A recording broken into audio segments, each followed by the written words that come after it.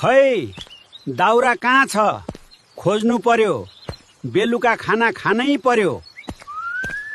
आज धेरै काम गर्नुपर्छ।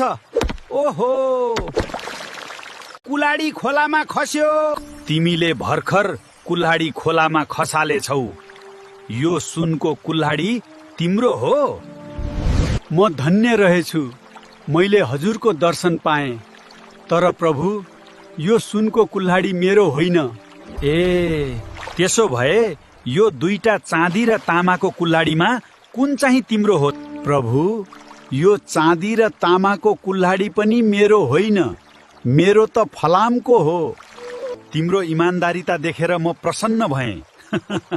यो 3वटा कुल्हाडी तिमी नै लिएर जाऊ।